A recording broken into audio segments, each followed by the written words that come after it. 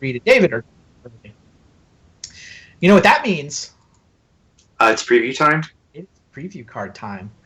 Talking about Eternal Masters as just this awesome set. I mean, what a time to be an Eternal player, right? Vintage, Legacy, Canadian Highlander, Commander, whatever your Eternal format of choice is. There are some sweet cards in Eternal Masters.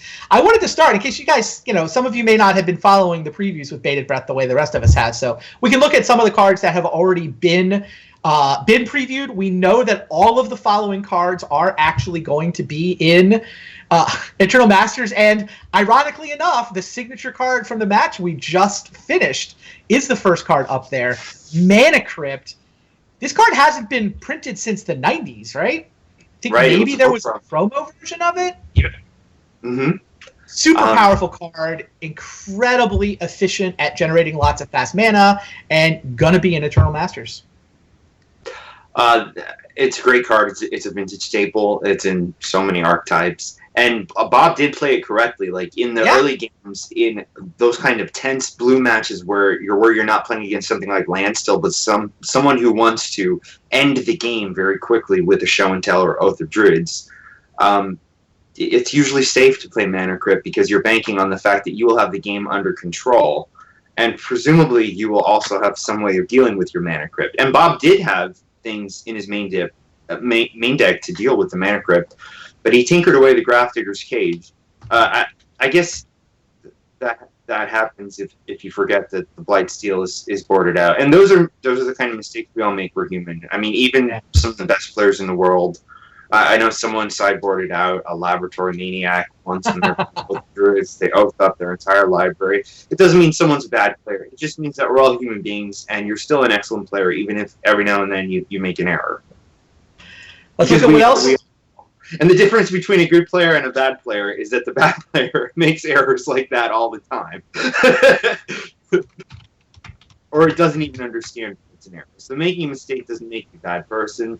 Mana Crypt, I think Bob played it correctly, and as we're seeing there, the fact that it's going to be in Eternal Masters, and that it's going to be in the set that's geared towards the format, very, very relevant, very desirable card, long history in the format. It's an excellent choice for inclusion. So let's look at some of the other cards that have already been previewed. Sorry, they're not spoilers; they're previews.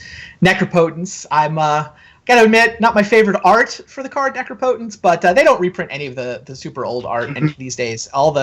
Anything before about Mirage, they just they paid royalties back in the day. Like they didn't have enough money to pay the artists, so they just gave them a share of profits from card sales back in the day. I didn't know that. Yeah. No, that's why you don't see any of the pre-Mirage art. They've said this publicly a number of times, where the artists there's still royalty-bearing contracts in place on that art. So they've often do new versions. No skull here, but still nice to see Necropotence getting some love. Definitely a staple of the format. Vampiric Tutor is another card that we've seen with. Speaking of some sweet new art, that is a new piece there, right? I have never seen that art before. That's a pretty intriguing piece of art. That has character. That's a nice piece of art. That can. I don't know if I would say it goes head to head with the old art because there is some favoritism. It's pretty good though. Like if you ignore nostalgia, I think you can make an argument that you're using that version of it because you prefer the art. It's definitely an excellent piece with character. Yeah. You can give it a run for its money. Speaking of character, how about Goblin Charbelcher? Oh wow, I like the art on that. I heard that there's a Bird of Paradise and a Black Lotus. Yeah, all kinds of crazy stuff in that. That's pretty cool. It's good to see that card in Eternal Masters. Obviously, Belcher has been around since they printed Goblin Charbelcher. Still with us today. So some other cards, a certain Planeswalker that I think you're a big fan of is now known to be in Eternal Masters. Best card ever printed. Best card ever printed? That's your claim? Yeah. Well, except for the one that they're going to make for me, which is called Leyline of the Mind Sculptor. It's a Jace Planeswalker that you begin the game with in play. Yeah. But aside from that, Jace is one of the best cards ever printed. I mean, surely Ancestral Recall and Black Lotus are a little bit more broken and more efficient, but Jace is definitely up there, and I love having Jace in play. Yeah, I bet maybe best card printed since Alpha, or maybe since the '90s. How about that? I don't know You if can make like. a case for that. Pardon? You can definitely make a case for that, or else Cavern of Souls. Cavern of Souls it's a lot of value on a land. 5 colors with no payment of life, and then it can produce colorless if you need it to, and then it's uncounterable. Cavern of Souls is pretty awesome too. That card I think has a power level that is on par with some of the highlights from Legends, Arabian Nights, the early days. Very high power level on that card. Another card. What else we got going on? Chrome Mox. Chrome Mox. There you go. A lot of people will like that. It's definitely worthwhile inclusion. I don't like Chrome Mox just because I don't like discard cards. I don't have to. But, that shows that Vintage appeals to many different personality types. There are people that want to throw their whole hand down on turn 1, including people who play with the aforementioned Goblin Char Belcher. I was going to say, I didn't used to be a Chrome Mox fan until I started playing Belcher, and it's great. Like, it's just everything you want. I like this art, too. This is it's a sweet piece of art for Chrome Mox. Yeah, it is. Reminiscent. This set is shaping up to be Mox. God, this set's so good. And another Planeswalker unveiled today by Louis Scott Vargas. Dak Faden is gonna be in these packs as well. That is nice. You can tell the people that designed this set know what is going on in the format.